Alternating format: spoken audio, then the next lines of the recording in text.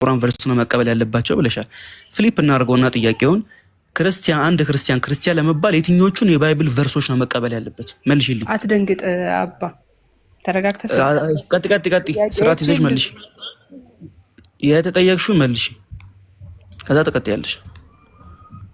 ሪከርድ አናመቻችሽም። እሺ፣ እንደ በፊቱ አትደግሚያትም። አትደንግጥ። ቀጥ መልሽ። ይሄ መልሽና ተቀጥያለሽ ጥያቄሽን።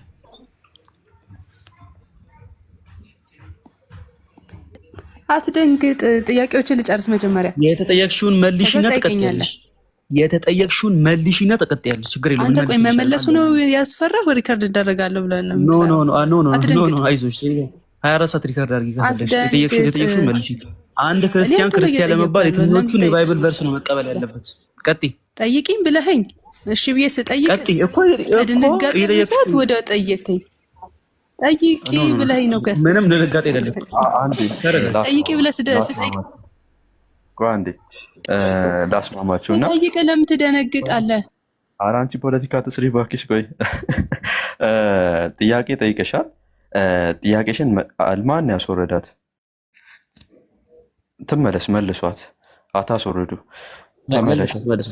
12 ነው 110 ይሄ 116 ሱራ ያለው ልትል ነው። እና የምናውቀው ነገር ነው። ችግር ነው አላኩል ያል ግን መጀመሪያ ግን ያንቺን ራሱ ደብል ስታንዳርድ አድርጎ ነው ዩኑካፍ የጠየቀሽ ስታነሺ።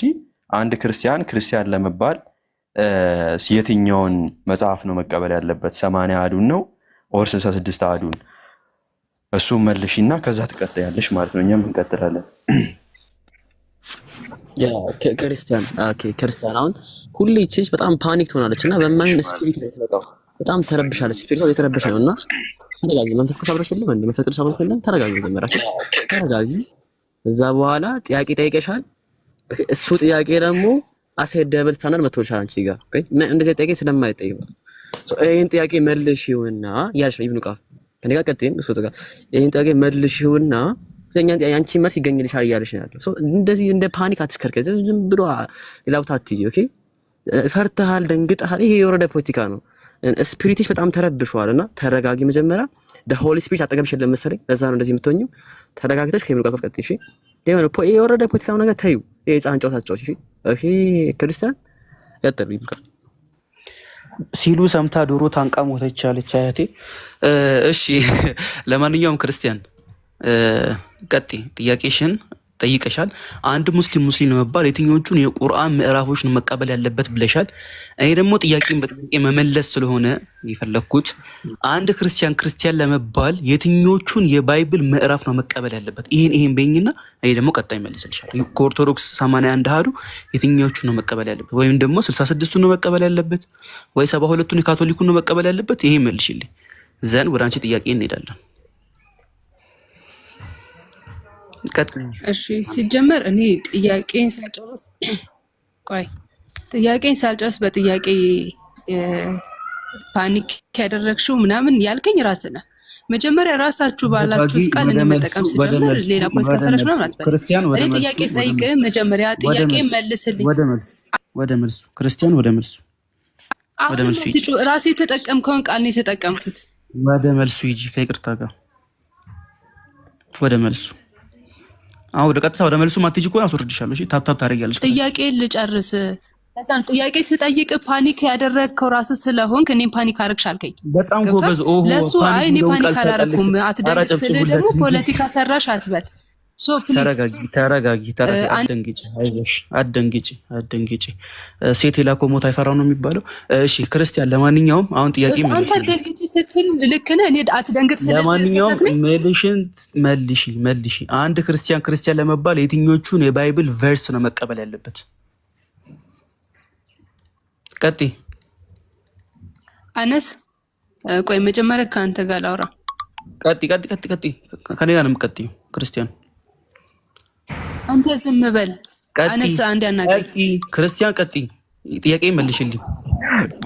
ከጀመርሽ ከኢብኑ ቃፍ ጋር ቀጥይ። ገና ጥያቄ ስጀምር ደነገጥሽ ምናምን ማለት የጀመረው ራሱ ነው። ቀጥ ክርስቲያን ተረጋጊ፣ ፓኒክ አታርጊ። እሱ የተጠቀመውን ቃል ስጠቀም አወቅሽ ሲሏት የቄሱን መጽሐፍ አጠብቻለሁ። እሺ ክርስቲያን ቀጥ። ካልተመለሰላት እኛ ሲንጠይቅ እስቲ አጓጉል ንግግር እኮ አስፈላጊ አይደለም። ለምንድን ነው አጉል ንግግር እንዲናገር የምትፈቅደው? ቀጥ ክርስቲያን የጠየኩችን ጠይቂ። አንድ ክርስቲያን ለመባል የትኞቹን የባይብል ቨርስ ነው መቀበል ያለበት? ቀጥ ሁሉንም አሁን መልሱላት በቃ። ሲጀመር አሁን አንተ እሷ መመለስ አትችልም ሲጀመር ማለት ነው የተደረከል ወሽ የሰማኸኝ ነው። አንተ ዊዝ ሪስፔክት ነው እንድታወራኝ የምፈልገው እኮ በሪስፔክት እኮ ነው የጠየኩሻለሁ። የምትሳደበውን ሄደህ ተሳደባለህ። አፍን እንዳትከፍት። እኔ ክርስቲያን ሴት ተረጋጊ። እኔ ክርስቲያን ሴት ነኝ። የምትሰድበኝ ሴት አይደለም። ተረጋጊ። አትደንግጭ፣ አትረበሽ። አታድርገህ ታወራኛለህ። የጠየኩሽን መልሽ። አንድ ክርስቲያን ለመባል የትኛውን የባይብል ቅጂ ነው መቀበል ያለበት? የትኞቹንስ የባይብል ቨርሶች ነው መቀበል ያለበት? የራስሽ የጠየቅሽውን ጥያቄ ወደ ራስሽ መልሽ እጠይቅሻለሁ። እሱን መልሽልኝ። አልመልስልህም። ጥያቄን በጥያቄ መመለስ አንዱ ጥያቄ መመለስ ስልት ስለሆነ ጠይቂኝ ብለህ ነው የገባሁት። ጥያቄ ጠይቂኝ ነው የተባለው። ስትሆኚ ተመለሽ። ያ ኢብኑ ቀፍዲና ክርስቲያን አንድ ጊዜ መልሷት እስኪ መልሷት። ቅርታ በጣም የምታስወጡኝ ከሆነ አልግባ። ገባ ሞዴሬተር አስተካክሉ። አንዴ ቆይ። እሺ ቆይ መልሷት። ያወጣችው ልጅ ባለፈው ትዝ ካለ ስድስተኛ ክፍል ትምህርት ወጣቆች ነው። ጥሩ ሊስን ስጣት እንትን ወደ ሀሳብ መለስና ጥያቄውን አንድ ጥያቄ ጥሩ ሊስን ስጣት ወደ ሚዩት አርጊው። ኦኬ ጥያቄሽን አንድ ጥያቄ አቅርቢ፣ ከዛ አንቺ መልስ አንመልስም ብለሻል። ችግር የለውም። ኦኬ ድሮም ክርስትና ላይ መልስ እያየን አይደለም፣ እየተመለሰልን አይደለም። አላኩል ያህል ግን ጥያቄሽን አቅርቢ፣ አንድ ጥያቄ አቅርቢ፣ ከዛ ቀጣይኛውንም ጥያቄ ካለሽ ታቀርቢያለሽ ማለት ነው። አነስ ጠይቂ ነው ያልከኝ። ጠይቂ እኮ ሌላውን ነገር ሌላ ወሬ አታውራ። ጠይቂ ነው ያልከኝ፣ ጠየቅኩ። ጥያቄ ሳልጨርስ ወደ ጥያቄ ገባ እሱ። በፈጣሪ ስም ታዲያ ለምንድን ነው ሌላ ወሬ የምታወራው? ጠይቂ እያልኩሽ እኮ ነው። ምን ሆና ነው ልጅቷ? ጠይቂ፣ ይኸው ጠይቂ።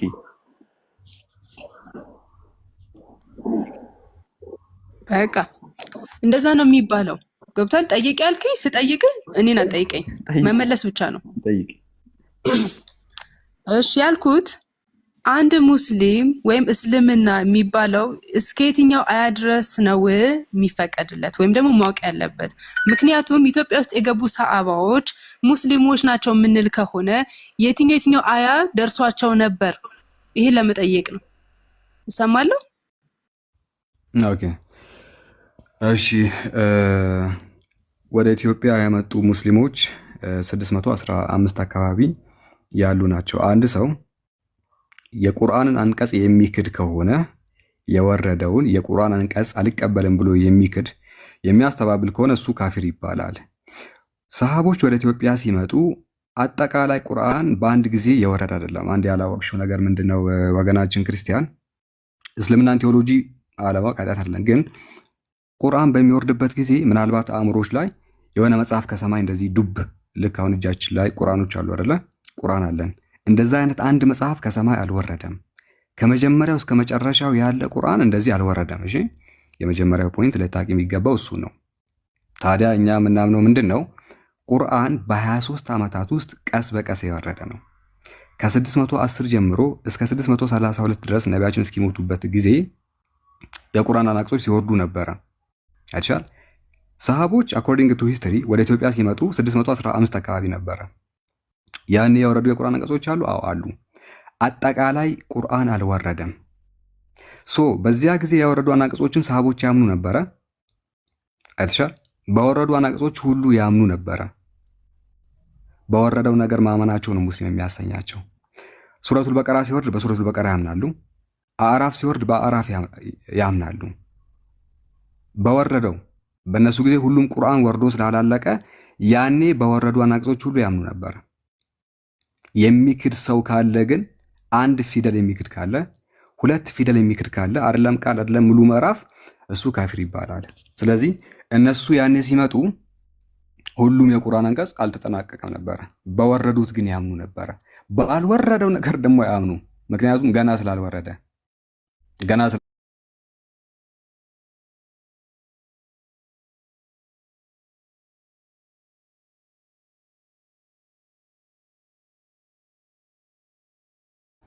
ፋሩቅ ሌሎቻችሁ ኮሜንት አትዝጉ። ኦኬ እንትን ያለ ሰው ካለ ሚዩት አድርጉት። ወደ ቀጣይ እንለፍና አይ ቲንክ ርዕስ ይዘን ብናወራ የተሻለ ይመስለኛል። ሳላ ጥያቄ ምናምን ካለ ልጠይቃችሁ ትችላለህ። እዚህ ጋር ያሉት በርዕሳችሁ ቀጥሉ። በርዕስ መቀጠል ይቻላል። አንድ ጥያቄ ነበረኝ እኔ ርዕሱን ከመጀመራችን በፊት አነስ ሱረቱ አናስር ታውቃላችሁ? ሱረቱ አናስር የሚያውቅ ሰው አለ? ናስር ጅላሉ ነው እንዴ? አልሰማሁም። እንደዛ ነው እንዴ ያለችው? አናስር ብላ ደግሞ እኮ ያብራራችው የቁርአን አያ ራሱ አላህ አንድ ነው ኢኽላስ ለማለት ፈልጋ ነው። አይ ቲንክ ምናልባትም ደግሞ ነስር ለማለት ከሆነ እኔ እንጃ። ሱረቱ አናስር ስትል ነበርና ጁዝ ራሱ ምን እንደሆነ አታውቅም። ባይዘው ልጅቷ የተሰጣትን አጥቢራ ነው ይዛ ለጥያቄ ተመሳሳዩን ጥያቄ በነገራችን ላይ መጠየቅ ይቻላል።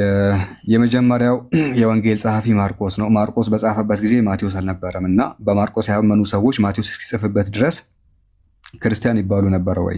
ምክንያቱም ገና ማቴዎስ ስላልጻፈው እና ዛሬ እኔ በማቴዎስ ባላምን ክርስቲያን እባላለሁ ወይ ብሎ መጠየቅ ነው። የመጀመሪያ ወንጌል የጻፈው ማርቆስ ነው። ከዛ በኋላ የመጨረሻው ደግሞ ዮሐንስ ነው። ያታቸዋል። በማርቆስ ያመኑ ክርስቲያኖች ክርስቲያን ይባላሉ አይባሉም ነው? ይባላሉ። ታዲያ ያኔ ዮሐንስ ወንጌሉን እስኪጽፍበት ድረስ ሰዎች ክርስቲያን ከተባሉ አንድ ሰው በማቴዎስ ማመን የለበትም።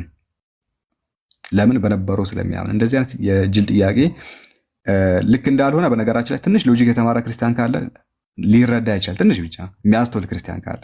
ሁሉም ወንጌል በአንድ ቀን አይደለም የተጻፈው። በጣም እየቆየ ነበር የሚጻፈው። አይታችኋል። መጀመሪያ ማርቆስ ተጻፈ፣ በማርቆስ አመኑ። ዮሐንስ ያን ያልተጻፈም። ዮሐንስ የተጻፈው 95ኛው ኤዲ ላይ ነበረ። እሱ እስኪጻፍበት ድረስ የነበሩ ክርስቲያኖች ክርስቲያን ይባላሉ ወይ ነው ጥያቄው። አይታችኋል። ልክ እንዳልሆነ እኮ ሁሉም ያውቃል፣ ግን እንዴ ዝም ብለው እንትን ለማድረግ ያህል ነው።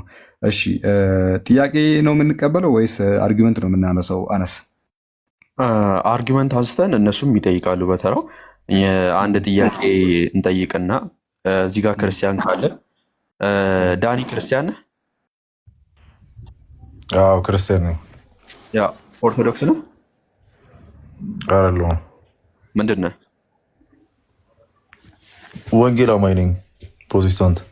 ኦኬ አይ ቲንክ ቸርች ፋዘሮች ትቀበላለህ አይደል? እስከ 300ኛ ዓመተ ምህረት ያሉትን እቀበላለሁ። ከዛ በኋላ አልቀበልም። እነ ጆን ክሪሶስቶምን አትቀበልም? አልቀበልም። ኦኬ እስከ 3ኛ ክፍለ ዘመን ያሉትን እቀበላለሁ ብለዋል። ኦኬ ቅዱስ ዩስጦስ ሰማዕቱ የምትቀበለው ከሆነ ቅዱስ ዩስጦስ ሰማዕቱ እንዲህ የሚል ቃል በማለት ከመጽሐፈ ዕዝራ ይጠቅሳል እና ይህን ቅዱስ ዩስጦስ ሰማዕቱ የጠቀሰውን ከመጽሐፈ ዕዝራ ላይ እንድትሰጠን እንፈልጋለን። አሁን ካለ ማለት ነው መጽሐፈ ዕዝራ ላይ። አልቀበለውም አልኩህ እኮ ቅድም፣ አልሰማኝም። ጀስቲን ስንተኛ ክፍለ ዘመን ላይ የኖረ አባት ነው። ያው አስተምሮቱን ጀስት መጽሐፍ ቅዱሳዊ የሆነ እንትን ጠይቀኝ። እኔ ብዙም ስለ ቸርች ፋዘር ለምን አይጠቅም? ምን አልክ አሁን? ከ3ኛ ክፍለ ዘመን በፊት የነበሩትን እቀበላለሁ አልክ። ኦኬ ጆን ክሪሶስቶምን ሳመጣልህ አልቀበልም አልክ። ኦኬ ተስማማል። አይ መመለስ የምፈልገው የነበረ አባት ነው ወይ ሰከንድ ሴንቸሪ የነበረ አባት ነው። መጽሐፈ ዕዝራ ላይ እንዲህ የሚል ቃል አለ ይላል። አባቶች ይጠቅሳሉ። ዕዝራ ላይ እንዲህ የሚል ቃል አለ። ይህን ቃል አሳየን። እኔ ደግሞ መልሴ ምንድነው የቸርች ፋዘር አስተምሮት ላይ ፎከስ አለ ማድረገው ባይብል ላይ ነው። ባይብሊካሊ የሆነ ጥያቄ ጠይቀኝ እመልስልሃለሁ። ተሳስቷል። እሺ አባትየው ዩስጢኖስ ሰማዕት ተሳስቷል። እኔ ብዙም አላተኩርም ቸርች ፋዘሮች አስተምሮት ላይ፣ ባይብል ይበቃኛል። ኦኬ አትቀበልም? እሺ ችግር የለም። ወደ ባይብል እንለፍ። መጽሐፍ ከእንትን ቸርች ፋዘር የማትቀበል ከሆነ ወደ ባይብል እንለፍና እንደውም አለ እኮ ያን ፋይል ክፈት እስኪ አንዴ።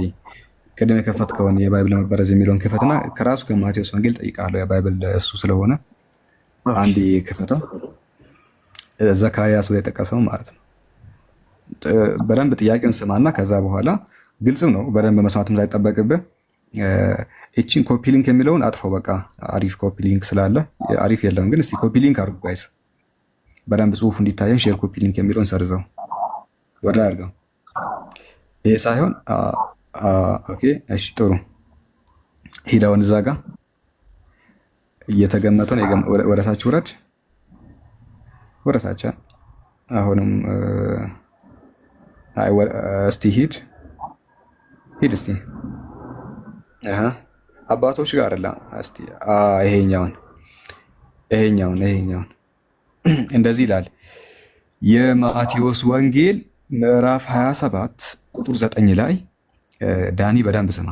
የማቴዎስ ወንጌል ምዕራፍ 27 ቁጥር 9 ላይ እንደዚህ ይላል፣ በዚያን ጊዜ በነቢዩ በኤርሚያስ የተባለው ከእስራኤል ልጆችም አንዳንዶቹ የተገመተውን ዋጋ 30 ብር ያዙ፣ ጌታም እንዳዘዘኝ ስለ ሸክላ ሰሪ መሬት ሰጡት የሚል ተፈጸመ ይላል። በነቢዩ በማን የተባለው ዳኒ? ኤርሚያስ ነው የሚለው ግን ዘካርያስ ነው የሚናገረው። ይህ ጥያቄ የዛሬ 10 ዓመት ተጠይቆ ተመልሷል። እስቲ ከኤርሚያስ አሳየኝ። ዘካርያስ አልኩ እኮ አልሰማኝ። እዛ ጋር ኤርሚያስ ነው የሚለው። እኔ አማርኛ የዛሬ 10 ዓመት ተጠይቆ ይሄ መልስ ተመልሷል። የዛሬ 10 ዓመት መጠየቅ እኮ አይደለም፣ 100 ዓመትም ቢጠየቅ በነቢዩ በኤርሚያስ ነው የሚለው፣ ዘካርያስ አይደለም የሚለው። ወይስ እኔ ጋር ነው ዘካርያስ የሚል ያሌለው? አንተ ጋር ዘካርያስ ላይ ነው የተነገረው። የጽሑፍ ስህተት ሊሆን ይችላል። እዚህ ጋር በኤርሚያስ ነው የሚለው። ለምን መጽሐፍ ቅዱስ ተሳሳተ ነው? አዎ እኮ የጽሑፍ ስህተት ሊሆን ይችላል አልኩ እኮ። የተነገረው መጽሐፉ እዚህ ጋር ኤርሚያስ ማለት ስህተት ነው። የትም እስቲ የትኛው እትም ነው ልክ? አሳየኛ። እንደዛ ከሆነ ልክ የሆነውን እትም አሳየኝ እኮ። ያ ነገር ተመልሶለታል አልኩ። ከዛ ውጭ ሌላ ምንም መልስ አልመልስልም። ዘካርያስ ላይ ነው ያለው። ዘካርያስ ላይ ስህተት ላልከው እስቲ በኤርሚያስ የተባለው መጽሐፍ ቅዱስ ላይ የተጻፈው ስህተት ነው። በዘካርያስ ላይ ነው ማለት ያለባቸው። ማቴዎስ እንደዛ አይደለም ያለው። ማቴዎስ በኤርሚያስ ነው ያለው። ማቴዎስ ያው ኦሪጂናል እንትኑን ማየት አለብኝ። ያው በዚህ መልክ ነው። እስቲ እንደዛ ብሎ መጽሐፉ እያንዳንዱ ኮፒ ላይ ያለው ኤርሚያስ ነው እንጂ ዘካርያስ አይደለም። ዘካርያስ የሚለውን አሳየኝ። የለም ዘካርያስ የሚለው ሁሉም ኤርሚያስ ነው የሚለው እኮ። ኤርሚያስ ነው የሚለው ግን ዘካርያስ ሄዶ የምታገኘው ይሄንን ማን የተሳሳተው ነው? እዚህ ከመጽሐፍ ቅዱስ ነው የተሳሳተው ወይስ አንተ? አላቅም። አንተ የተሳሳትከው መጽሐፍ ቅዱስ አይደለም። አላቅም። ያው ትክክለኛው ዘካርያስ ላይ አለ አይደለ? ይሄንን ታምናለህ? ስለዚህ ትክክለኛው እሱ ከሆነ ደግሞ ማቴዎስ ተሳስተዋል። አንተ ልክ ነህ። ዳኒ ልክ ነው። ማቴዎስ ተሳስተዋል። እሺ ይሄ ነው እኔ መልሴ። እንግዲህ ዘካርያስ ላይ ነው የሚገኘው ያ ጥቅስ። ከሁለታችሁ አንዳችሁ ግን ልክ አይደላችሁ። ምን ታውቃለህ አይደለ? አዎ ለእኔ ያው ተምሬበታለሁ ዘካርያስ ላይ እንዳለ ስለማመን ያው ለእኔ ብዙም አንተ ልክ ከሆንክ ማቴዎስ ልክ አይደለም። ቴንክ ዩ። ልክ ከሆንክ አንተ ልክ ከሆንክ ማቴዎስ ተሳስተዋል። ማቴዎስ ማቴዎስ ያለውም እንትን ላይ ምንድን ነው እትም ላይ ስህተት አለው ብዬ አምናለሁ። እትም ሲባል አንዱ ሲታተም ነው። ስለዚህ ዘካርያስ ብሎ ያስቀመጠውን እትም አሳየኛ። እንደዛ ከሆነ እሱ ያው እሱን በደንብ ማየት አለብኝ። ስለዚህ ተሳስቷል። ባይዘ ልክ ነህ። ጥቅሱ ያለው ዘካርያስ ላይ ነው። ከታች በኩል ኮሜንተሪን ብታይ ይሄን ጥቅስ የምናገኘው ዘካርያስ ላይ ነው። ስለዚህ እንደውም ጆን ካልቪን የምትቀበል ከሆነ ጆን ካልቪን ምንድን ያለው ግልጽ ነው። ይሄ ሚስቴክ ነው፣ ስህተት ነው አለ። ኢንስቲድ ኦፍ ዘካርያ ማለት ያለበት ነው ኤርሚያስ ያለው። ይህንን እንደ ሚስቴክ ነው የምንወስደው አለ።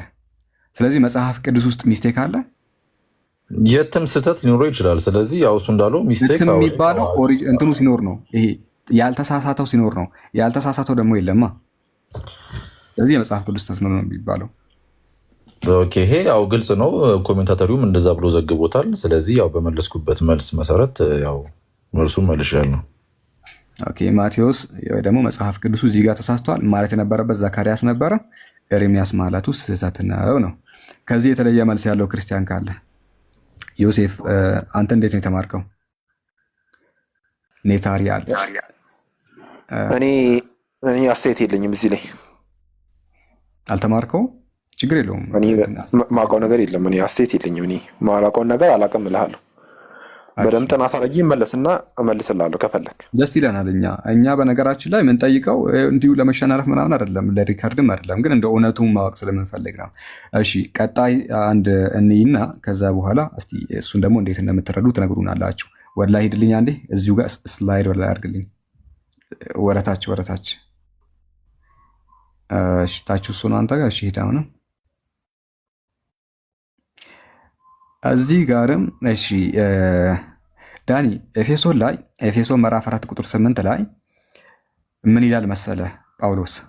ስለዚህ ወደ ላይ በወጣ ጊዜ ምርኮን ማረከ ለሰዎችም ስጦታን ሰጠ ይላል አለ። ይላል ብሎ የጠቀሰው የትኛውን ጥቅስ እንደሆነ ታውቃለህ ዳኒ? መዝሙር ዳዊት ያለ ጥቅስ እንደሆነ መዝሙረ ዳዊት ምዕራፍ 68 ላይ ነው። እዛ ኮሜንተሪ ላይ ኤክስፖዚተርስ ግሪክ ኒው ቴስታመንት ላይ ዲስ ኮቴሽን ኮቴሽን ኢስ ናውን ኦብቪየስሊ ፎሎስ ኦብቪየስሊ ቴከን ፍሮም ሳም ከሳም ነው የተወሰደው ምዕራፍ 68 ቁጥር 18 ላይ ይህ ኮቴሽን ከመዝሙረ ዳዊት ምዕራፍ 68 ቁጥር 18 ላይ ተወሰደ። ስለዚህ ወደ ላይ በወጣ ጊዜ ምርኮን ማረከ ለሰዎችም ስጦታን ሰጠ ይላል። እና ግን መዝሙረ ዳዊት ላይ እንደዚህ አይደለም ያለው። ወደታች ውረድልኝ፣ ወደታች መዝሙረ ዳዊት እንደዚህ ስጦታን ሰጠ አይደለም ያለው። ይሄው እንደዚህ ነው የሚለው ራሱ የጠቀሰው መዝሙረ ዳዊት 68 የትኛውን ባይብል እንዳመጣው አላውቅም እንጂ የኔ መጽሐፍ ላይ ስጦታን ሰጠ የሚባል ጥቅስ የለም። ኤፌሶን ላይ ምርኮን ተቀበለ ነው። የኔ 66ቱ መጽሐፍ ያስኩት ላይ እንደዛ አይልም። ስጦታን ሰጠ አይልም። መዝሙር ዳዊት እንዳለው ነው። እንግሊሹን ክፈትልኝ እስኪ። አይ ራሱን 66ቱን ይክፈተውና እዚሁ ላይ ስክሪኑ ላይ ያሳያል። እንግሊሹን ክፈትልኝ። እንግሊሹን አዲሱ መደበኛ ትርጉምን 97ቱን እስቲ ጥግ ላይ አድርግልኝ። 1954ቱን ትርጉም ይክፈተውና ያሳየን። እንግሊሹን ቼክ አድርግልኝ። እንግሊሹን ሃርድ ኮፒ አለ ከፈለጋችሁ ከፍታለሁ። ኧረ እስቲ ክፈተው። እንግሊሹ ምንድን ነው የሚለው? ጊቨር ለሚለው እዛው ጋር እኮ አለ። አናስ ሌላ ቦታ ለምን ትሄዳለህ? ተመለስ፣ እዛው ጋር ተመለስ። እንዴ እንግሊሹ እዛው አለ አይደል እንዴ? ወረድ ብለህ ስታይ አሁንም ኦኬ፣ እዚህ ጋር የለም እንዴ? እስቲ አንዴ ውረድ። ቴንክ ዩ። ያው እኔ አማርኛ ነው የማነበው መጽሐፉን። የኤፌሶ ምዕራፍ ላይ ምርኮን ተቀበልክ ነው እንጂ የሚለው 54ቱ ተስተካክሏል። ኮንፈርምስ ስቴትመንት ዳት ጋድ ጊፍትስ ቱ ፒፕል አምላክ ለሰዎች ጊፍት ሰጠ። ጊቭስ ጊፍት ቱ ፒፕል አምላክ ለሰዎች ጊፍት ሰጠው ይላል። እንግሊሹን ብትመለከት ኢብኑ ካፍ እስኪ አንተ ትልቁ ላይ እስቲ በደንብ ድብዝዝ ይላል። ይሄን እንኳን ማለት እስቲ አንተ አንብበው አንተ ጋር ያለው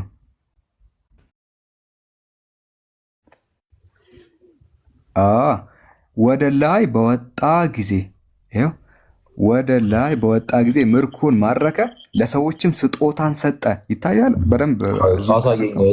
እትሙን አሳየኝ። እሺ አሳየው።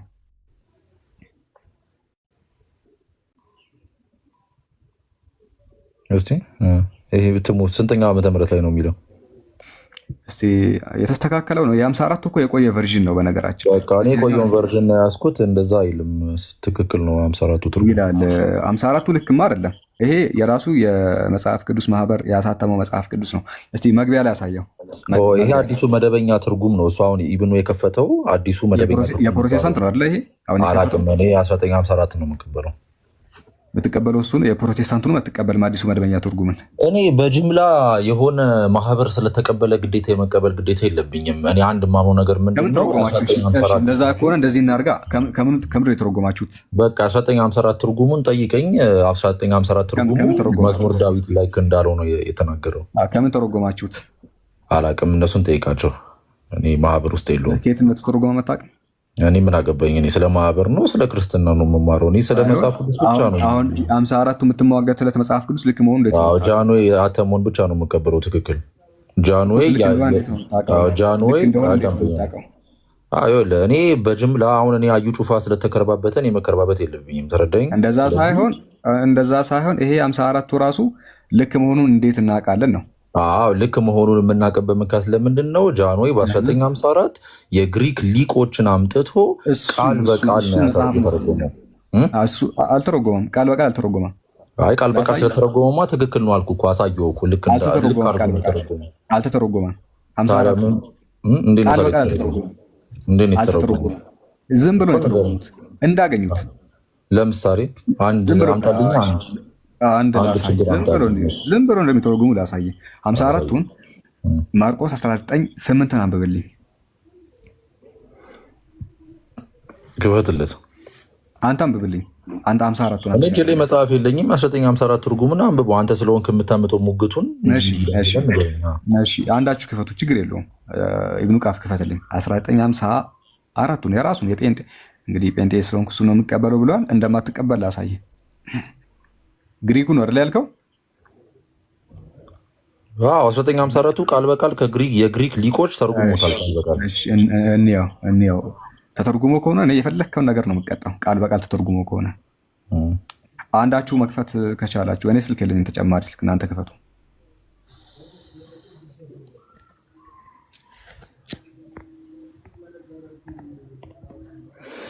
ቃል በቃል አይደለም ሽታውን እንኳን አላገኘውም ነው የምልህ። እሺ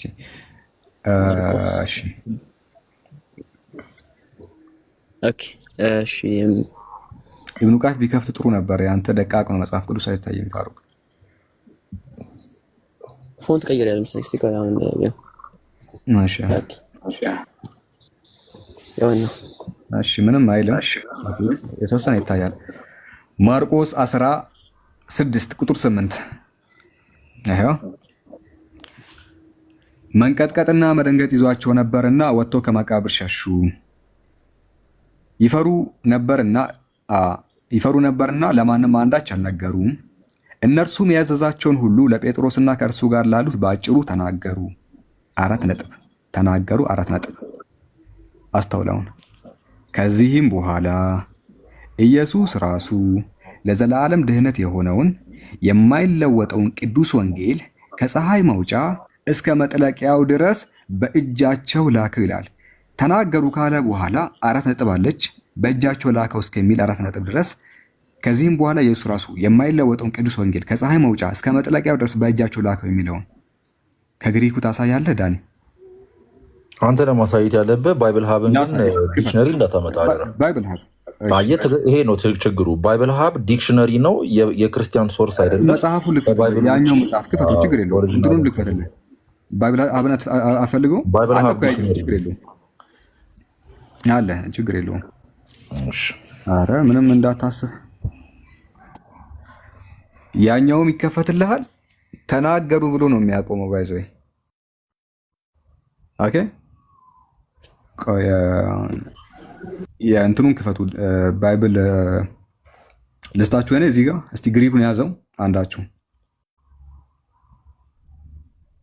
ትራንስሌት እናደርግና እናያለን። አንድ ሽታውን አታገኝም። ባይዘይ ደግሞ እኔ ልስጣችሁ። ቆይ አንዴ ጠብቁኝና ባይብሉን ላምጣላችሁ። ወይ ግሪኩን ያዘው አንዳችሁ፣ ግሪክ ባይብል ብላችሁ ሰርች አድርጉና አውጡ። የራሱ የመጽሐፍ ቅዱስ ኤናይታል ባይብል ሀብ አይደለም፣ ኢንተርሊኒየር ነው። ትቀበለዋለህ? ግሪኩን ተመልክቼው አላውቅም፣ ያው እንደ እውቀት ወስጀው። ኢንተርሊኒየር ማለት አሁን እናንተ ግሪክ ፍሉዌንት አይደለንም ታውቃለህ። ፍሉዌንት ስላልሆንን ቃል በቃል ነው የምናየው። አንተ ሁለታችንም እንግሊሽ ቢያንስ እንችላለን። ማርቆስ 16:8 ጋር ሂድ።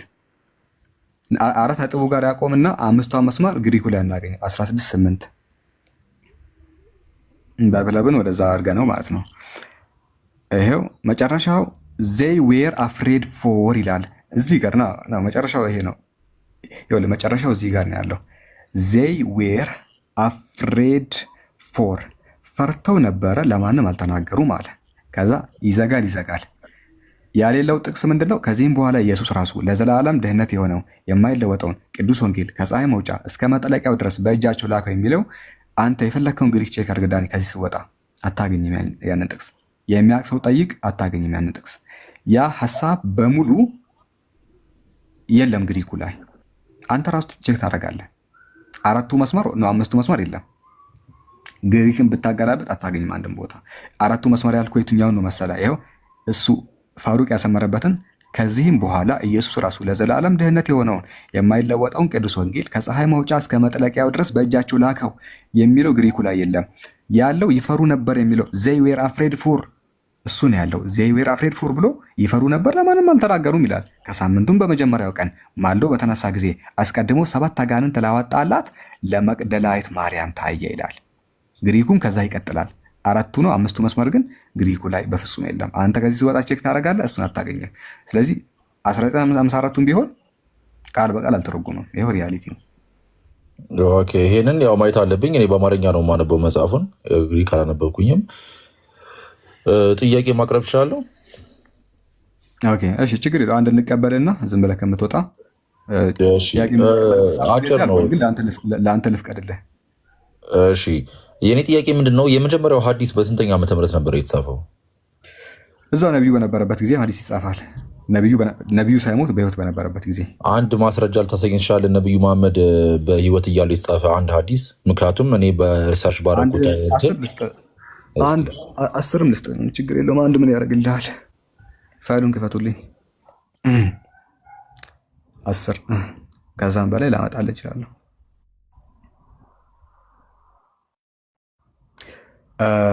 እሺ ፋሩቅ አንተ እስቲ ወደታች እዚህ ጋር አቁም። እንግሊዝኛውን ዙም አድርግልኝ። ቁጥሩን መጀመሪያ ቁጥሩን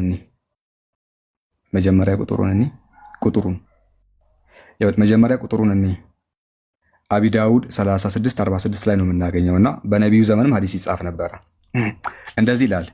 ናሬትድ አብደላህ ኢብኑ ዐምር ኢብኑ ዓስ ይላል። የነቢዩ ባልደረባ ነው፣ ሰሃቢይ ነው። ሰርች ማድረግ ትችላለህ። በነቢዩ ዘመን የኖረ ምናምን ሰው ነው። I used to write everything which I heard from the messenger of Allah. እኔ ከአላህ መልእክተኛ የምሰማውን እያንዳንዱን ነገር እጽፍ ነበረ አለ። ማን? አብደላህ ኢብኑ ዓስ። በዛው በነቢዩ ጊዜ የነበረ ሰው ነው። I intended by it to memorize it. ያን የማደርግበት ምክንያት ለመሸምደድ ነው። The Quraysh prohibited me saying, ቁረይሽ ደግሞ እንዲህ ብለው ከለከሉኝ። Do you write everything that you hear from the messenger of Allah? While the messenger of Allah is a human being. አንተ የምትሰማውን ሁሉም ነገር ትጽፋለህ እንዴ? የአላህ መልእክተኛ እኮ ሰው ብቻ ነው። He speaks in anger and pleasure. በደስታ ላይም ሆኖ ይናገራል፣ እየተናደደም ደግሞ ይናገራል። እንዴት ሁሉንም ነገር ሰው ብቻ ነው? አንዴ ቆይ፣ እንዴት ሁሉንም ነገር ትጽፋለህ? እሱ ሲናገር ሲናደድም ትጽፋለህ፣ በደስታ ላይም ሲሆን ትጽፋለህ። እንዴት እሱ ሰው እኮ ነው፣ እንዴት ሁሉንም ነገር ትጽፋለህ አሉት ቁረይሾች። So I stopped writing. እኔ መጽሐፍ አቆምኩኝ አለ። And I mentioned it to the messenger of Allah. ከዛ ለአላህ መልእክተኛ ሜንሽን አረኩላቸው ነገሩን። He signaled with finger to his mouth. ከዛ መልእክተኛ ጋር መጥቶ ሲጠይቀው እኔ እኮ ከአንተ የምሰማውን ሁሉም ነገር ጽፍ ነበረ። ቁረይሾቹ ግን እሱ ሰው ብቻ ነው እንዴት ሁሉ ነገር ትጽፋለህ ብለው ከለከሉኝና ምንድነው ማረገው ብሎ ሲጠይቅ እንዲህ ጣቱ ወደ አፉ እንዲጠቆመና to his mouth ወደ አፉ እንደ ሴድ እንዲህ ማለ ራይት ጻፍ by him in whose hand my soul lie ነፍሴ በእጁ በሆነችው አምላክ ምላለው only right comes out from it ከዚህ ከአፌ የሚወጣው ነገር እውነት ብቻ ነውና ሁሉንም ነገር ጻፍ ብሎ ለአብደላህ ኢብኑ ዓስ ነገረው። አብደላህ ኢብኑ ዓስ የነቢዩ ባልደረባ ነው። እሺ ስለዚህ ይሄ ሱኒ አቡ ዳውድ ነው አይደለ? ሱነን አቢ ዳውድ ጉግል ላይ ገባለኝና when was ሱኒ አቡ ዳውድ written ብለህ ሰርች አድርገህ ሱነን አቢ ዳውድ የተጻፈበት ዘመን አለ። ከላይ ግን ትራዲሽኑ ነቢዩ ጋር ነው የሚሄደው። ገባኝ። እኔ አሁን ስለ ሰንሰለቱ ሳይሆን የጠየቅኩ ሰንሰለቱ፣ ምክንያቱም ኦራል ትራዲሽን የሚባል ነገር አለ። ስለዚህ አልተጻፈም ማለት ነው። እኔ አሁን ቆይ በደንብ ይጻፍ ነበር እንዴ ራይት እያለ ይኸው እኮ ገባኝ እኮ አለ እኮ ዘገባውማ ይናገራል። ሰንሰለቱ ሄዶ በጽሁፍ የሰፈረው እንደዚህ ነው። ግልጽ እኮ ነው። በጽሁፍ የሰፈረው ይሄኛው ቴክስት አሁን ያነበብኩልህ ቴክስት በጽሁፍ የሰፈረው 9ኛ ክፍለ ዘመን በኢማም አቢ ዳውድ ጊዜ ነው። ነገር ግን ኦራል ትራዲሽኑ ቀደም ብሎም አቢ ዳውድ ሳይወለድ የአቢ ዳውድ አባት ሳይወለድ ቅማያቱ ሳይወለድ ቀጥታ ከነቢዩ በኩል የመጣ ነው። ኦኬ እሺ ጥሩ። ስለዚህ አሁን ይሄ የተጻፈው ሱኒ አቡ ዳውድ 9ኛ ሴንቸሪ ማለት እንግዲህ ነብዩ ማመድ በትራዲሽን ደረጃ እኛ እኮ ነው። ጥያቄ ላምጣው ላስገብሮ። ስለዚህ ከ200 ዓመት በኋላ ነው የተጻፈው። አሁን 200 ዓመት በዛም ጊዜ ጻፍ ነበር ነው ብለ ይሄን ቴክስቱ ነው እንደዛ። ይሄ እኮ ፋላሲ ነው ዳኒ እኮ ስለመጻፉ አንድ ማስረጃ አስተኝስ እንደዛ አይደለም። ይኸውልህ ይሄ ግልጽ ፋላሲ ነው። ምን መሰለህ ይሄኛው አሁን ያነበብኩልህ ቴክስት 9ኛ ክፍለ ዘመን ተጽፏል ማለት ያኔ አብደላህ ኢብኑ ዓስ ሐዲስ አልጻፈም ማለት እኮ አይደለም። እንዴ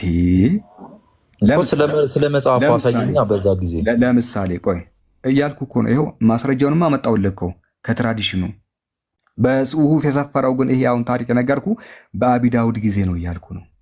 ሰንሰለቱ ቀጥታ የሚሄዱ ነቢዩ ጋር ነው ሙተዋቲር የሆነ ቀደም ብሎም ከ2ኛ ክፍለ ዘመን ልሰጥ ይችላለሁ። ለምሳሌ ሙስነድ አህመድን ታውቃለህ? 2ኛ ሴንቸሪ የነበረ ነው። 2ኛ ሴንቸሪ ላይ ስንት ሐዲስ ነው የጻፈው? 40 ቮሊዩም መጽሐፍ ነው ያለው ታውቃለህ? 40 ቮሊዩም መጽሐፍ አቢ ዳውድ ምናምን ሳይወለዱ በፊት። ለምሳሌ እዚህ ጋር ያለው ሙስነድ አቢ ጃዕድን አሳየው። ሙስነድ አቢ ጃዕድ እዚህ ጋር ነው። እዚህ ጋር ይሄው ሙስነድ አቢ ጃዕድ። ይሄ ሰው አቢ ዳውድ ሳይወለድ፣ ቡኻሪ ሳይወለድ፣ ሙስሊም ሳይወለድ አንተ የምታውቃቸው ሀዲሶች አሉ አይደለ? ከነሱ ሁሉ ቀድሞ ያለ ነው። ባይዘይ ሙስነድ አቢ ጃዕድ። እስቲ በደንብ ዙም አድርግልኝ፣ መጽሐፉን በደንብ ዙም አድርግልኝ፣ ቀኑን እንዳሳየው መጽሐፉን ራሱ ዙም አድርግልኝ። አነስ መጽሐፉን ዙም፣ አሁንም ዙም፣ ቀኑ ጋር እንዴት አሁንም ዙም። ይሄው አሁን ይሄ የተወለደው ራሱ 214 አካባቢ ነው። አቢ ዳውድ ያኔ አልነበረም። ሶሪ ከላይ በኩል 123 ላይ ነው። ይሄው ሌላውን ያነበብኩልህ 134 ላይ የተወለደ ነው በሂጅራ ማለት 134 ላይ ሙተወፋ ይላል። እንደውም የተወለደበት 134 ነው፣ የሞተው ደግሞ 230 ላይ ነው። በዚህ ሰዓት ቡኻሪም አልነበረም፣ ሙስሊምም አልነበረም፣ አቢ ዳውድም አልነበረም፣ ሌሎችም አልነበሩም። አቢ ጃዕድ በተጻፈበት ጊዜ ማለት ነው። በታሪክ ቼክ ማርክ አሁን ችግሩ ምን መሰለህ? ላነብልህ ቀዳሚ ነው። ይሄ ከነ ቡኻሪም ከነ ምንም አንተ ከምታውቃቸው ሀዲሶች ሁሉ ቀዳሚ ነው። አሁን እዚህ ጋር የማነብልህ ብጫውን ላንብብለት። ይሄኛው አንድ ጊዜ ብጫው እሱ አይደለም፣ ወረድ ብሎ ያለው ነው።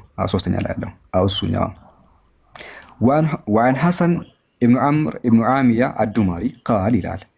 ይሄ ሰው ማን ነው ከተባለ አቡ ሁረይራ የምታውቀው ከሆነ የነቢዩ ባልደረባ የአቡ ሁረይራን የነቢዩ ባልደረባ ነው። በነቢዩ ዘመን የበላን የጠጣ ሰው የእሱ ተማሪ አንድ ቀን ተሐደቱ ዐንደ አቢ ሁረይራ ሐዲሰን ፈአንከረሁ እና አቡ ሁረይራ ጋር እያለ የአቡ ሁረይራ ተማሪ አቡ ሁረይራ የነቢዩ ባልደረባ ነው። ይሄኛው ደግሞ የእሱ ተማሪ ነው። አይታል። አንድ ጊዜ አቡ ሁረይራ እርግጠኛ ያልሆነበትን ሐዲስ ነገርኩት አለ። ፈአንከረሁ ሪጀክት አደረገው። ፈቁልቱ ኢኒ ሰሚዕቱሁ ሚንክ እኔ እኮ ከአንተን የሰማሁት አልኩት። ፈቃለ ኢንኩንተ ሰሚዕቱሁ ሚኒ የምርም አሁን ያልከውን ሐዲስ ከኔ ሰምተኸው ከሆነ ፈሁወ መክቱቡን ዐንዲ እኔ ጋር ተጽፎ መገኘት አለበት አለኝ። ማን ነው እንዲህ ብሎ የሚናገረው? አቡ ሁረይራ። የማን ደቀ መዝሙር? የነቢዩ። ይሄኛው ደግሞ የእሱ ተማሪ ነው። ፈአኸዘ ቢየዲ ኢላ ቤቲሂ እጄን ያዘኝና ወደ ቤቱ ወሰደኝ። ፈአራና ኪታበን ከቲራን ሚን ሐዲስ ረሱሊላህ ሰለላሁ ዐለይሂ ወሰለም። ልክ ቤቱ እንደደረስኩኝ ይላል የአቡ ሁረይራ ቤቱ በመጽሐፍ የተሞላ ነበረ። የነቢዩን ሐዲሶች በጣም ብዙ አየን። ፈወጀደ ዛሊከል ሐዲስ ያንንም ሐዲስ ደግሞ አገኘን። ፈቃለ ቀድ አክበርቱከ እኔ ነግሬ ነበረ ኢን ኩንተ ሰሚዕተሁ ሚኒ የምርም ከኔ ሰምተው ከሆነ ፈሁወ መክቱብን እንዲ እኔ ጽፌዋለሁ አለ። ከዛ ሐዲሱን ፈለጉት፣ ኪታቦቹ ላይ አገኙት። ማን ቤት? አቡ ሁረይራ ቤት። አቡ ሁረይራ የነቢዩ ደቀ መዝሙር ነው፣ ተማሪ ነው። ነቢዩ ስም ያወጡለት ሰው ነው። በነገራችን ላይ ስም ራሱ ያወጡለት እሳቸው ናቸው። ይሄኛው የእሱ ተማሪ ነው። በነቢዩ ዘመን የነበረው አቡ ሁረይራ ቤቱ እንዳለ በመጽሐፍ የተሞላ የነቢዩ ንግግርና ሐዲስ ነው ያለው። አይታል። ተማሪው ደግሞ እንዲህ ያስተላለፈልን። ትክክል አይቼዋለሁ እኮ አሁን ይሄ ሰው የጠራው ሰውዬ ነቢዩ መሐመድ ከሞቱ ከ70 ዓመት በኋላ ለመጀመሪያ ጊዜ የመጀመሪያውን ሐዲስ አስፍረውታል። አሁን እዚህ ጋር አሁን አንተ እንዳልከው ቤቱ በገባ የእሱ አስተማሪ ማን ነው? እኔ ስለ ብዙ አላውቅም። ይሄን ብቻ ሀሳቡን የእሱ አስተማሪ ደግሞ ማን ነው? አላውቅም። ነቢዩ መሐመድ ነው። ኦኬ አይደለም፣ አቡ ሁረይራ ነው። አቡ ሁረይራ ቀንደኛ የነቢዩ አቡ ሁረይራ ደግሞ አቡ ሁረይራ ቀንደኛ የነቢዩ ተማሪ ነው። እንደ አቡ ሁረይራ ያለ የነቢዩ ተማሪ የለም። አዎ ገባኝ እኮ። ግን አሁን እኔ ችግር መጣብኝ ነገር ምንድን ነው? ከ200 ዓመት በኋላ የተጻፈ አንድ ሐዲስ አይደለም። ሌሎቹ ማለት ነው አሁን የጠቀስከው ሳይሆን አይደለም።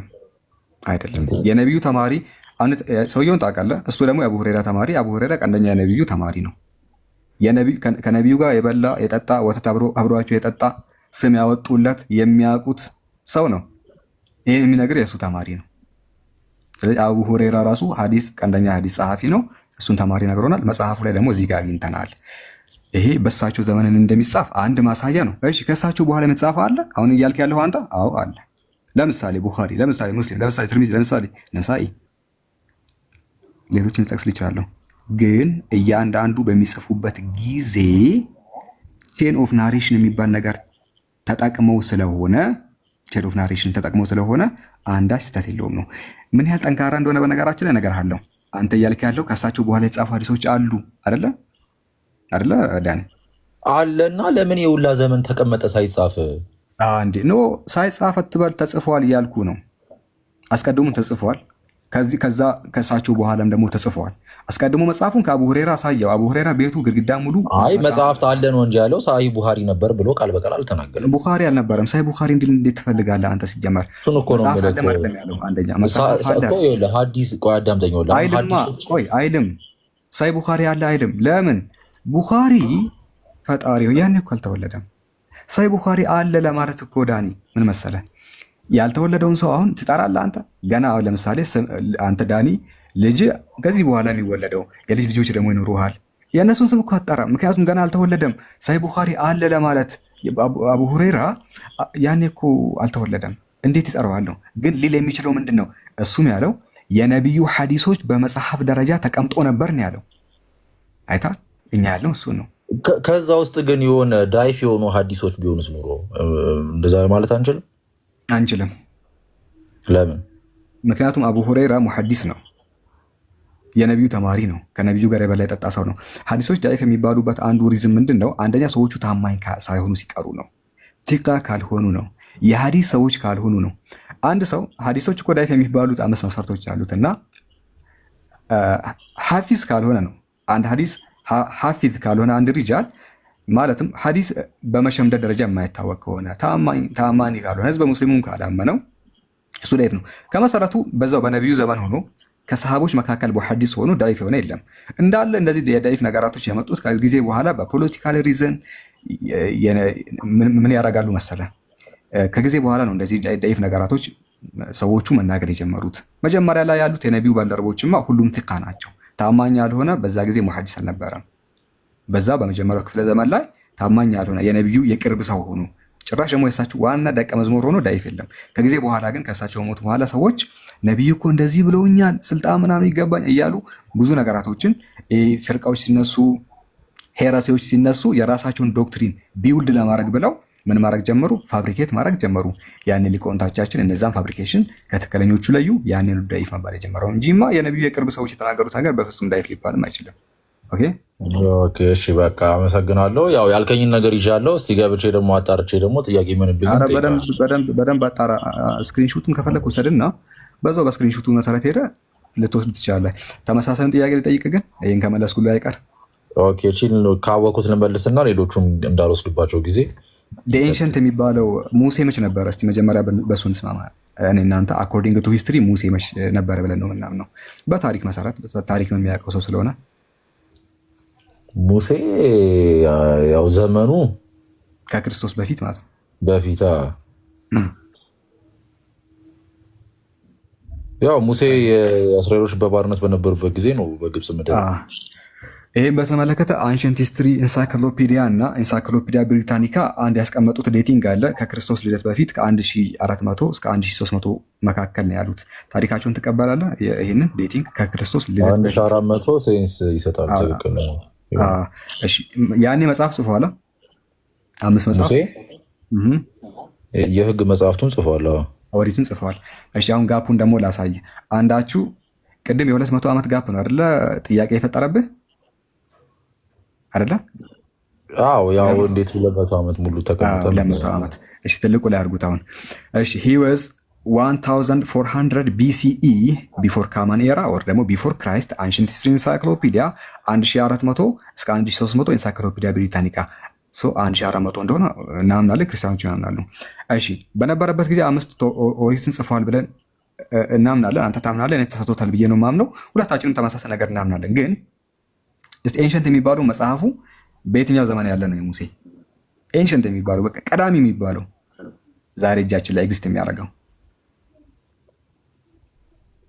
ግሪክ የኛ የተተረጎሙ ከግሪክ ሰብቱጀንት ነው። በአሌክዛንደር መጽሐፉ ራሱ ጭራሽ መጽሐፉ አላህ ምስክሬ ነው። መጽሐፎቹ እንዳሉ የተገኙት የመጀመሪያው የግሪክ ትርጉም ነው። ግሪክ ሰብታይንት ይባላል። በንጉስ ባጥሊሞስ በአሌክዛንድሪያ ንጉስ የተዘጋጀው ግሪክ ሰብታይንት ነው 288 አካባቢ። ሌላኛው ደግሞ 150 ላይ የተጻፈው የቁምራን ዋሻ ጥቅሎች ዲድ ሲ የሚባል ታውቃለህ? የቁምራን ዋሻ ጥቅሎች የሙት ባህር አጠገብ የተገኙ 150 እስከ 70 ኢዲ ድረስ የተጻፉ። ሌላኛው ሳማርቲያን ፔንታታክ ነው። 100 ቢፎር ክራይስት የተጻፈ ነው። ጋፑን እንቁጠረው እስኪ ጋፑን እንቁጠረው። ከላይ 1401 2 300 ዓመት 400 ዓመት 500 ዓመት 600 ዓመት አንዴ ብላር አድርገዋል እንዳንቆጥረው 100 ዓመት 1400 100 ዓመት ነው። እስከ 400 ድረስ ሲሄድ ጋፑ የ1100 ዓመት ጋፕ ነው በመካከላቸው ያለው። በመጀመሪያው የሙሴ መጽሐፍ ተብሎ እጃችን ላይ ባለው የግሪክ ሰብሳይና ቁምራን ዋሻ የሙሴን እድሜ ስናሰላ በመካከላቸው የ1100 ዓመት ጋፕ ነው ያለው። 200 ዓመት ጋፕ አይደለም ያለው፣ የ1100 ዓመት ጋፕ ነው ያለው። አንተ ቅድም ከተቃወምከው ሲባዛ በ5 ነው ጋፑ ራሱ ያለው። እሺ ይሄን እንዴት ልቀበለው እኔ? የሙሴ ይሄንን አሁን ለምሳሌ መቀበል ያለብን እንዴት ነው ካልከኝ አሌክዛንደር ዘግሬት እስከሚመጣበት ጊዜ ድረስ ዘመን አይሁዶች ነበረ። ይሄ አሌክዛንደር ዘግሬት እንኳን አልካዶም። ይሄንን ማየት አንድ በዚያ ጊዜ የነበረውን አንድ ከሰጠኝ እኔ በጣም ነው ማደንቀ። ዘፍጥረት አለ፣ ዘጸአት አለ። አንዴ እነዚያ መጽሐፍቶች ሙሴ ጽፏቸዋል፣ ግን አሌክዛንደር ዘግሬት በነበረበት ጊዜ የነበረውን ኤንሸንት የሆነ ዶክመንት ስጠኝ እስኪ። በጣም ጥሩ። እኔ ሶርሱን ትዝ አይለኝም እንጂ አሁን ያነበብኩት ታሪክ ላይ ስለ አሌክዛንደር ዘግሬት ያነበብኩትን ልንገርህ። በፍጹም አይሁዶችን በወረረ ጊዜ አሌክዛንደር ዘግሬት መጥተው ጋፑ እንዴት ታየዋለህ ነው? ይሄን የ1100 ዓመት ጋፕ እንዴት ታያለህ? እሱን ራሱ መጽሐፍ ስለሆነ ወደ ግሪክ የተረጎመው ያው ትክክል ነው። ጋፑ 1000 ዓመት ነዋ። ጋፑ 1000 ዓመት ሆነብኝ።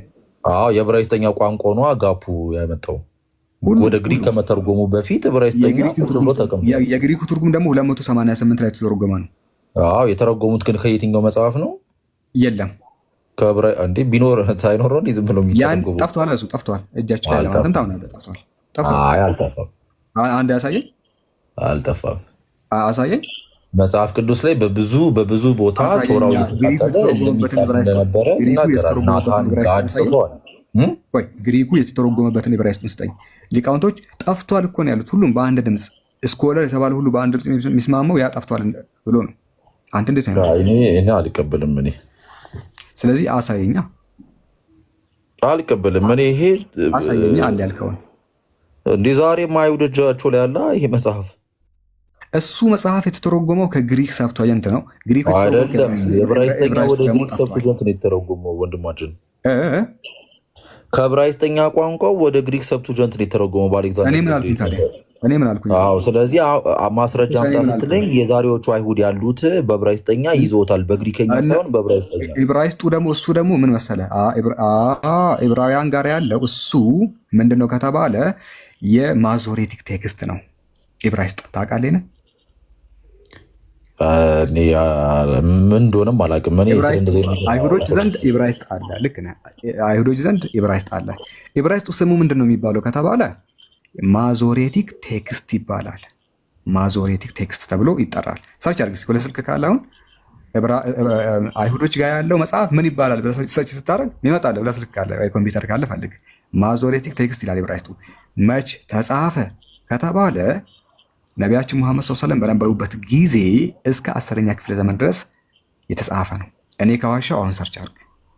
አሁን እንደዛ ከሆነ ታሪክ ጸሐፊው ጆሲፈስ እንዴት ያንን ነገር አፕሩቭ አያደርገውም? እንዴት አፕሩቭ ያደርገዋል? ቶራ የለማ በዛን ጊዜ ጆሲፈስ የነበረው 2ኛ ክፍለ ዘመን ላይ ነው። ከ30 ምናምን ተወለደ ማለት ነው እኮ። ቆይ ያኔ ማዞሬቲክ ቴክስት ስላሌለ ያሌለው ነገር እኮ አትናገርም ዳኒ። በቃ ያሌላ ነገር አትናገርም እኮ። እሱ እንዴት አክሎኒዝ ያደረገው አልነበረም? ያኔ ነው የምልህ፣ ያኔ አልነበረም።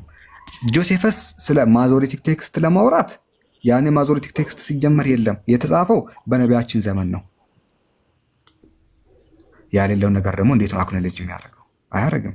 አንተ እኮ ስለዚህ ቶራው ነበር ማለት ነው። ነቢዩ መሐመድ ከመምጣታቸው በፊት ቶራው በፊት ነበር። ቶራ አለ እኮ። ቶራ እኮ አለ። ምን መሰለህ ዛሬ አይሁዶቹ እጅ የሚገኘው ማዞሬቲክ ቴክስት ግን ከነቢያችን በኋላ የተጻፈ ነው። ስልክ ካለ ቼክ አድርግ። ከዛ በፊት ቶራ አለ። አዎ አለ። መቼ የተጻፈ? በቁምራን ዋሻ ውስጥ የተወሰኑ ቁርጥራጮች አሉ። በግሪክ ሳብታውያንትም ቁርጥራጮች አሉ። ይሄ ግን ከሙሴ የ1100 ዓመት ጋፕ ነው ያለው። አንተ የነቢዩ ሐዲስ 200 ዓመት ጋፕ ሲኖረው ከከበደ የለውም እኮ 200 ዓመት ጋፕ ግን እንደው አለው እንበል ዝም ብለን ልስማማ ከአንተ ጋር እንስማማ እንጂ እውነት ሆኖ አይደለም። አንተ አርጊመንት የለም እንደዛ አይደለም። ምክንያቱም ቀድሞ የሚጻፍ ነበረ እና ግን ደግሞ አልተጻፈም እንበልና ዝም ብለን እንለፈው። 200 ዓመት ጋፕ ቢኖረው ከአንተ አንጻር እውነት ነው። ምክንያቱም አንተ የተቀበልከው የ1100 ዓመት ጋፕ ስለሆነ። እስቲ እንግዲህ እስቲ አየዋለሁ። ሌሎች ይቀጥሉ። በቃ እኔም ረጅም ሰዓት እንዳልወስድባቸው አመሰግናለሁ ለነበረን ጊዜ። ቴንኪው በጨዋነት ስላወራህን እናመሰግናለን ወገናችን። መልካም ቀን።